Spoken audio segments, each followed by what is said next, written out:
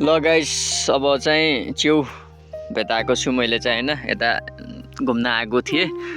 अनि यसो हेर्दाखेरि च्याउ ठ्याक्कै च्याउ उम्रेको रहेछ यहाँनिर एउटा छ एउटा भन्दा नि कतिवटा छ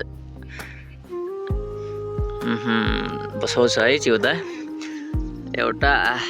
हेरौँ न ल यसको खुट्टा यति लामो हुन्छ र एउटा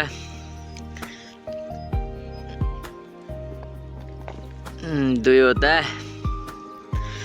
चारवटा रहेछ है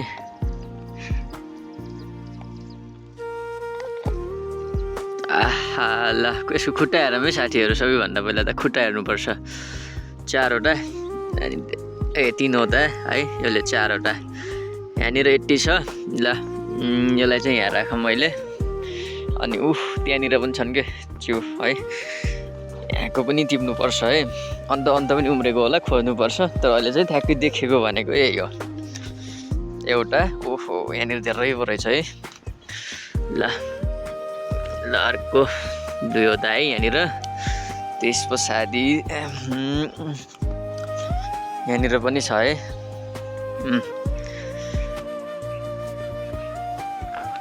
ल यो एउटा यहाँनिर पनि दुईवटा रहेछ ठ्याक्कै के भएको के साना पनि नभएका ठ्याक्कै आज नभेटेको भए त भोलि त यो बिग्रिन्थ्यो होला क्या कुहिहाल्छ होइन एक दिनमै कुहिहाल्छ कि च्याउ फेरि यो दुईवटा कतिवटा छ दुईवटा चारवटा पाँचवटा माथि चारवटा कति भयो 9वटा है यतातिर अन्त पनि होला अन्त चाहिँ खोज्नुपर्छ देखेको च्याउभरि यही हो होइन अहिले चाहिँ तत्कालै अन्त पनि उम्रेको होला ल भ्यू पनि हेरौँ है हामीले यसो मिलाएर ल त्यो देउराली हो होइन यो चाहिँ देउराली त्यो चाहिँ सिभाङधारा यो चाहिँ सिभाङधारा हो यो चाहिँ पुरान गाउँ हो यो चाहिँ अनि हटी काट्न चाहिँ यो है त्यसै गरी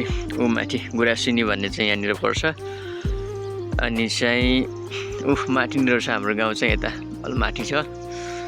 म चाहिँ अलि तल आएको थिएँ केही कामले ठ्याक्कै च्याउ पनि भेटियो होइन तरकारी पनि भएको